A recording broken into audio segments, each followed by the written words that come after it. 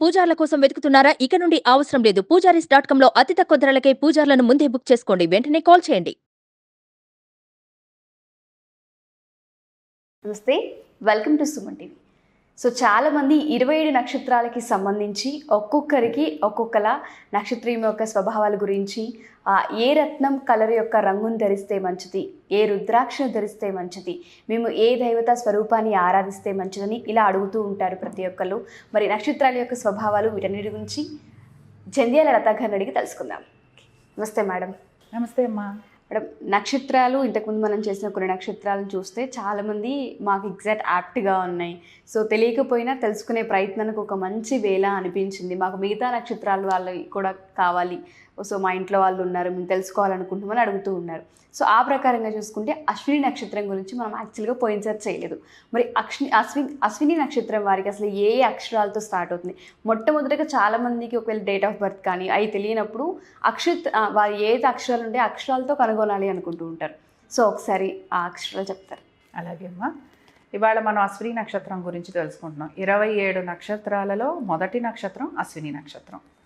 సరే, మొదటి నక్షత్రం అశ్విని నక్షత్రం గురించి తెలుసుకుంటున్నప్పుడు మీరు ఇందాక అన్నట్టుగా నామాక్షరాలు ఏవైతే అశ్విని నక్షత్రం అన్న డౌట్ వస్తుంటుంది కనుక చూచే చోళ ఈ నామాక్షరాలు ఉన్నవాళ్ళు అశ్విని నక్షత్రంగా భావించవచ్చు. ఎవరికైతే date of birth, time, place of birth లేదో వాళ్ళకి. కొంతమంది ఏమంటారంటే, ఏమంటే మేము పుట్టిన తర్వాత మా పెద్దవాళ్ళు మా టైం రాయలేదు అంటారు. అలాంటప్పుడు కూడా ఆ రోజు ఆ తారీఖున ఉన్న నక్షత్రం ప్రకారంగా కూడా మనం తీసుకుంటాం. చాలామందికి ఇది డౌట్ వస్తూ ఉంటుంది. మాకు కొంతమంది ఏమో నక్షత్రం ప్రకారం పెట్టారండి, కొంతమంది ఏమంటారంటే మాకు నక్షత్రం ప్రకారం పెట్టలేదండి, మరి మమ్మల్ని ఏది కన్సిడర్ చేయమంటారు అని. ఆ రోజున ఉన్న నక్షత్రం ప్రకారం మన పేరు పెట్టుకోవటం, అంటే నామాక్షరాలు పెట్టుకోవటం ఒక పద్ధతి. మనకు అసలు నక్షత్రం తెలీదు, మన పుట్టిన సమయం తెలీదు, పేరు తెలీదు, ఏమీ తెలీదు అన్నప్పుడు మనకున్న నామాన్ని బట్టి మన నక్షత్రాన్ని వెతుక్కోవటం. కాబట్టి ఇది మెయిన్ పాయింట్. ఇప్పుడు ఇక్కడ ఈ అశ్విని నక్షత్రానికి అధిదేవత ఎవరు అనంటే కేతువు. అలాగే ఉన్నదేమో మేషరాశి. కాబట్టి మేషరాశికి అధిపతి ఎవడు అనంటే కుజుడు. కాబట్టి ఈ నక్షత్రానికి అధిపతి కేతువుగా భావిస్తూ, అలాగే మనం ఈ రాశి మేషరాశిగా తీసుకొని మనం గనక ఆలోచిస్తే అశ్విని నక్షత్రం వాళ్ళు కొంచెం సూపర్ ఫాస్ట్గా ఉంటారు. అంటే గుర్రానికి ఏ క్వాలిటీస్ కనపడుతూ ఉంటాయో అవన్నీ కూడా మనం ఇందులో చూడొచ్చు. ఎందుకంటే ఈ నక్షత్రానికి అధిదేవతలు ఎవరు అంటే అశ్విని దేవతలు. అందుకని మీరు గమనించండి, అశ్విని నక్షత్రం వాళ్ళు ఎవరైతే ఉంటారో వీళ్ళు ఇంట్లో చాలా చిన్న చిన్న చిట్కాలు పాటిస్తూ ఉంటారు. ఇంట్లోని ఆడవారైతే మగవారైనా కూడా చిట్కాలు అంటాం కదా, అంటే ఏమిటి, సడన్గా దగ్గొచ్చింది, వాము తీసుకెళ్ళి వేసుకోండి నోట్లో, ఇలాంటి చిట్కాలు ఏవైతే ఉంటాయో, లేకపోతే వేప ఆకుని దురదలుగా ఉన్నప్పుడు అది పేస్ట్ లాగా చేసి రాయటం, గంధం పూయటం, ఇలాంటి చిట్కాలు అమ్మమ్మ చిట్కాలని, నాయనమ్మ చిట్కాలని మనం చెప్తూ ఉంటాం. ఇలాంటి గృహోపకరణాలతోటి చేసే చిట్కాలన్నీ కూడా అశ్విని నక్షత్రం వాళ్ళు చేస్తూ ఉంటారు. అండ్ వీళ్ళు చేసే చిట్కాలు ఏవైతే ఉంటాయో చాలా చక్కటి ఫలితాలు ఇస్తూ ఉంటాయి. వాళ్ళకి తెలుసో తెలియకో చేసేవి కూడా బాగా పనిచేస్తాయి. ఇప్పుడు చాలామంది గడ్డి రసాన్ని కూడా దెబ్బలకి పెడుతూ ఉంటారు. ఆ విషయం చాలామంది మనం ఇదేదో పిచ్చితనం అనో యాంటీబయాటిక్ రాసుకుంటే సరిపోతుందనో అనుకుంటాం. కానీ మనం అవి కనుక ఫాలో అయితే, ఆ పెద్దవాళ్ళు చెప్పినవి, వాళ్ళు అశ్విని నక్షత్రం వాళ్ళే ఉండటం, అలాగే వాళ్ళు ఇవి చక్కగా పాటిస్తారు, నలుగురికి కూడా చెప్తూ ఉంటారు. మరి అశ్విని నక్షత్రం వాళ్ళు ఏ విధంగా ఉంటారు అంటే సూపర్ ఫాస్ట్ అన్నమాట. వాళ్ళు ఏదనుకుంటే అది జరిగిపోవాలి, అనుకున్నది జరిగిపోవాలి అనేది బాగుంది. కానీ మరి అనుకున్నది జరగకపోతే, ఇప్పుడు అన్నీ అనుకున్నవి జరగలేదు, అప్పుడు ఏమిటి పరిస్థితి అంటే కొంచెం నిరుత్సాహంగా ఉంటారు. కానీ ఏమిటి అంటే మళ్ళీ ప్రయత్నం చేస్తారు. ఇంకోటి ఏంటంటే కేతువు కుజుడిలాగా ప్రవర్తిస్తూ ఉంటాడు. అందుకని ఏమిటంటే కేతువు కుజుడిలా ప్రవర్తించడం అంటే కుజుడు ఏం చేస్తూ ఉంటాడు, ఏ పని అనుకుంటే ఆ పని అయిపోవాలంటాడు. అలాగే ప్రేమించాను అన్నాడు అనుకోండి, నాకు ఆ నిమిషంలో నాకు ప్రేమ కావాలి అంటాడు. దీంతోపాటు వీళ్ళల్లో ఉండే ఉత్సాహం కానీ, వీళ్ళు చేసే పనులు కానీ చాలా ఫాస్ట్గా ఉంటాయని అనుకున్నాం కదా, అలాగే భక్తి ఎక్కువగా ఉంటుంది. భగవంతుడి మీద ధ్యాస, ప్రేమ ఎక్కువగా ఉంటాయి. మనం చేసే పనులన్నీ కూడా భగవంతుడితో రిలేటెడ్ అయి ఉంటాయి. మన కర్మని బట్టి మనం పనులు చేస్తున్నాము అని అంటూ ఉంటారు. వీళ్ళు ఎక్కువ కర్మ సిద్ధాంతాన్ని నమ్ముతూ ఉంటారనమాట.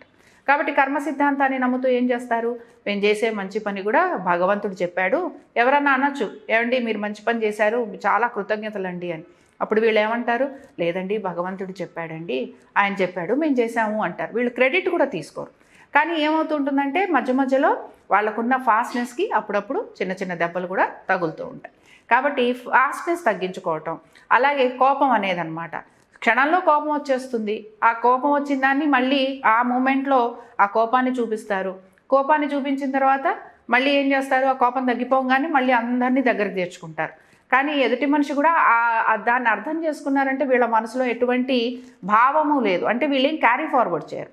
కోపం కానీ లేకపోతే అసూయ కానీ ద్వేషం కానీ ఇవేవి కూడా వీళ్ళు క్యారీ ఫార్వర్డ్ చేయరు. అన్నీ కూడా డిటాచ్మెంట్ కలిగి ఉంటారు. ఏదైనా సరే ఏ పని చేసినా కూడా క్రెడిట్ వాళ్ళకి అక్కర్లేదు. కాబట్టి ఏంటి, డిటాచ్మెంట్గా ఉండేటప్పటికల్లా ఫ్యామిలీ మెంబర్స్ ఏమనుకుంటారంటే మాతో ఏమీ కనెక్టెడ్గా లేరు, ఏదో వాళ్ళ లోకల్లో వాళ్ళు ఉన్నారు అనుకుంటారు. వాళ్ళు అలాగేమీ ఉండరు. డిటాచ్డ్గా ఉన్నంత మాత్రాన ప్రేమాభిమానాలు లేవని కానీ, గౌరవం లేదని కానీ, ఇష్టం లేదని కానీ మనం అనుకోక్కర్లేదు. ఇష్టం ఉంటుంది, ఎక్స్ప్రెస్ చేసే విధానం వేరేగా ఉంటుంది.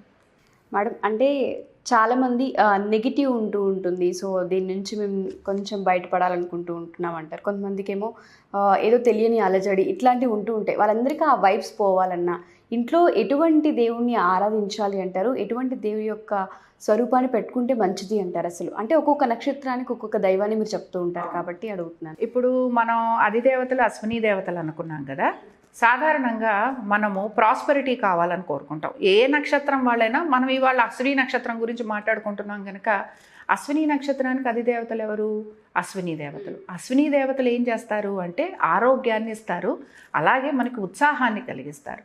కాబట్టి ఏంటంటే ఎవరికైనా ఇంట్లో ప్రాస్పెరిటీ లేదు, లేదా ఆర్థికంగా ఇబ్బంది పడుతున్నారు, ముఖ్యంగా బిజినెస్ చేసేవాళ్ళు, లేకపోతే మాకెప్పుడు ఏదో ఒక అలజడి ఉంటుంది ఇంట్లో, మా ఇంట్లో మాకు ప్రశాంతత లోపించింది, లేకపోతే మేము అనుకున్న విధంగా మాకు డబ్బులు చేతికి రావట్లేదు, ఇలాంటి వాళ్ళు వాళ్ళ ఒక ముఖద్వారం దగ్గర గుర్రాలకి సంబంధించిన ఒక చిత్రపటం పెట్టుకోవటం. అంటే అవి ఎలా ఉండాలి, గుర్రాలు లోపలికి వస్తున్నట్టుగా ఉండాలి.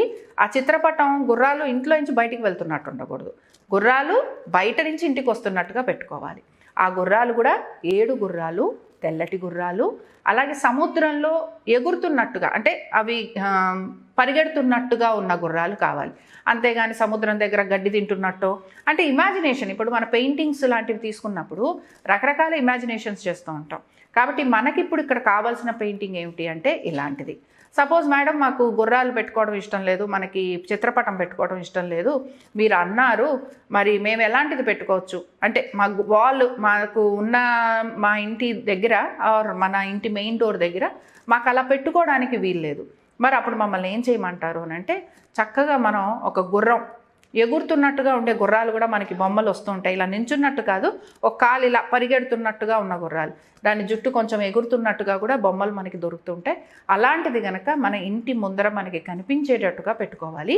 అయితే ఏంటి, దాని వెనక మనకి గుర్రం మన ఇంటి లోపలికి వస్తున్నట్టుగా ఉండాలి. అలా పెట్టుకుంటే తప్పనిసరిగా ఆర్థిక పరంగా ఇబ్బంది పడుతున్నవారు, ఉత్సాహం తగ్గింది అనుకుంటారు కదా, ఒక్కొక్కసారి నిర్లిప్తంగా ఉంటాం, మనకి ఏమీ తోచదు, ఏ పని చేద్దామన్నా ఏం కుదరదు.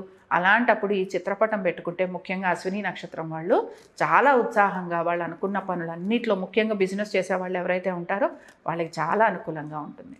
మేడం, రిలేషన్షిప్స్కి సంబంధించి ఎవరికైతే అటు భార్యాభర్తలు కానివ్వండి, కుటుంబ పరంగా కానివ్వండి, మరి ఈ నక్షత్రం వారికి అసలు ఏ విధంగా ఉంటుంది అంటారు? ఇందాక నేను చెప్పినట్టు కేతు ఒక ప్రభావం ఎక్కువగా ఉంటుంది కదా. కాబట్టి ఏమవుతూ ఉంటుందంటే కేతు ప్రభావం ఉన్నప్పుడు డిటాచ్డ్గా ఉంటూ ఉంటారు, అన్నీ కూడా భగవత్ సంకల్పం అంటారు. కాబట్టి వివాహ సంబంధాలలో కూడా వాళ్ళు ప్రేమించినప్పుడు వీళ్ళు ప్రేమించాలి, వీళ్ళకి వైరాగ్యం వస్తే పక్కవాడికి కూడా వైరాగ్యం రావాలి. అలాగే మాకు కుదరదు అన్నప్పుడు ఎదుటి వాళ్ళకు కూడా కుదరకూడదు. కాబట్టి ఏమైపోతుంటుంది, ఏదైనా సరే నా ఇష్టం అన్నది కనపడుతూ ఉంటుంది కనుక ఎప్పుడైతే నా ఇష్టం అంటామో ఆ రిలేషన్షిప్ అనేది కొంచెం ఎక్కడో అక్కడ చిన్న చిన్నగా బీటలు వాడటం కనపడుతూ ఉంటుంది. కాబట్టి ఏంటంటే అశ్విని నక్షత్రంలో మెయిన్గా వైరాగ్యం అనేది పెద్దగా కనపడుతూ ఉంటుంది. కానీ వైరాగ్యం అనేది ఎంతవరకు అని వీళ్ళు ఆలోచించుకోవాలి.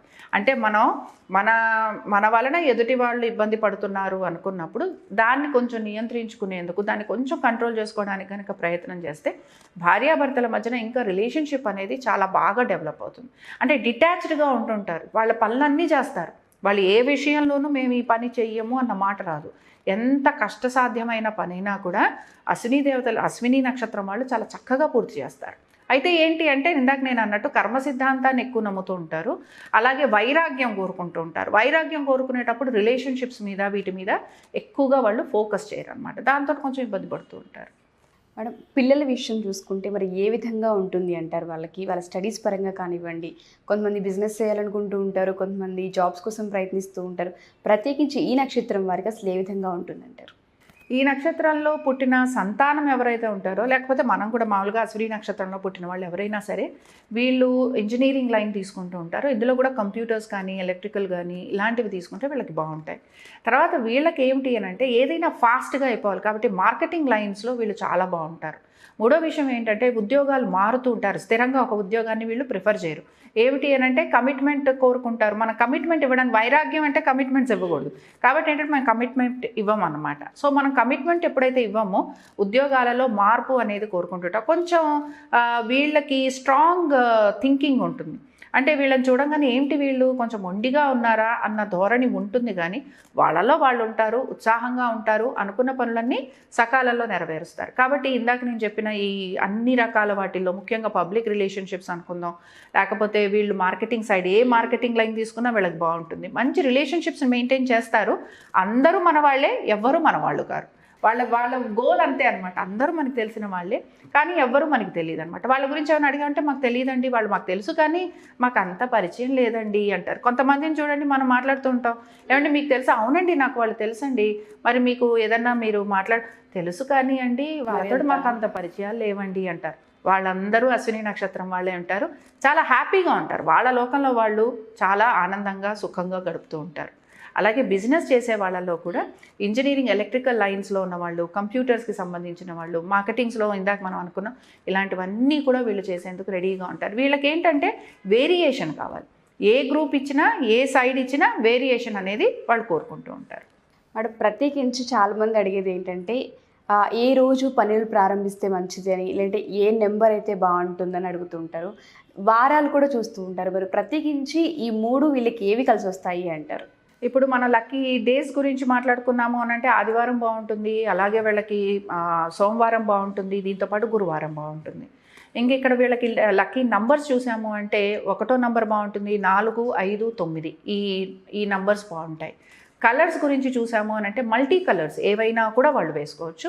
అలాగే ఎక్కువగా కొంచెం రెడ్ కలర్ కూడా వీళ్ళు వేసుకుంటే వీళ్ళకి అనుకూలంగా ఉంటుంది.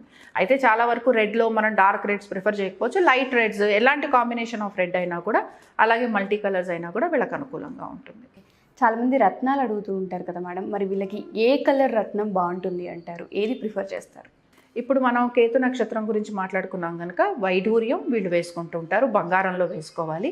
అలాగే ఇంకొకటి ఏమిటి అని అంటే వాళ్ళకి సూటబుల్ ఎప్పుడు కూడా మనం అనుకునేది రుద్రాక్ష, కాబట్టి సప్తముఖి రుద్రాక్ష వాళ్ళు వేసుకోవటం.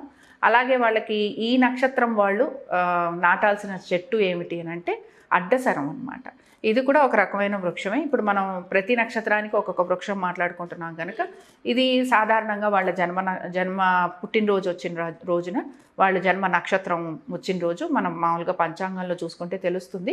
ఆ రోజు కనుక వీళ్ళు ఈ చెట్టు నాటడం అలా చేసి, అలాగే ఏంటంటే మన నక్షత్రానికి సంబంధించిన చెట్టు మొక్క నాటడం వలన మనం కూడా మనకి ఏమైనా చిన్న చిన్న దోషాలు, శాంతులు చిన్నప్పుడు జరిపించుకోకపోతే గనక తెలియనితనం, ఇందాక మనం అనుకున్న నామాక్షరాలని అలాంటి వాళ్ళకి పాపం తెలియదు, వాళ్ళు ఈ చెట్టును కనుక నాటుతూ ఉంటే వాళ్ళకుండే దోషాలు ఏవైతే ఉంటాయో అవి తొలగిపోతాయి. ఫైనల్గా చాలామంది నక్షత్రం విషయానికి వస్తే ఫస్ట్ శాంతి నక్షత్రమా కాదా ఫస్ట్ తెలుసుకోవాలనుకుంటూ ఉంటారు. ఒకసారి అది కూడా క్లియర్ చేయండి మేడం. శాంతి నక్షత్రంగానే అశ్విని నక్షత్రాన్ని చెప్తూ ఉంటారు. ఇందులో 2, 3 పాదాలకి శాంతి లేదు అంటారు, అలా దోషం లేదంటారు. అలాగే 4వ పాదానికి సామాన్య శాంతి అంటారు, 1వ పాదానికి కొంచెం శాంతి ఉంది. అయినా సరే దీనికి మాత్రం మనం శాంతి జరిపిస్తూ ఉంటాం. ఇక్కడ 2వ పాదమైనా 3వ పాదమైనా కూడా ఇక్కడ నూనెలో మొహం చూడటము, రుద్రాభిషేకం చేయించటము, హవనం చేయించడం అంటే హోమం చేయించటము ఇలాంటివి చేస్తాం. ఇవి చేయించి అంటే నా నక్షత్రంలో పుట్టినప్పుడు మళ్ళీ ఆ నక్షత్రం వచ్చే లోపల ఈ పరిహారాలు కనుక చేయించుకుంటే, ఈ శాంతి కనుక చేయిస్తే చాలా చక్కగా వాళ్ళకి జీవితం అనేది చాలా సులువుగా హాయిగా ముందుకు వెళ్ళిపోతుంది. Thank you ma'am, thank you so much. నమస్తే. సో చూసారు కదా, ఈ నక్షత్రం వారు ప్రత్యేకించి ఏ రత్నం కానీ ఏ రోజు ఏ తారీఖున చేస్తే మంచితో బిజినెస్ కానివ్వండి, మనం చేయాలనుకున్న కార్యాలు కానివ్వండి, మేడం క్లియర్గా ఎక్స్ప్లెయిన్ చేశారు. సో వాటిని తప్పకుండా పాటించండి.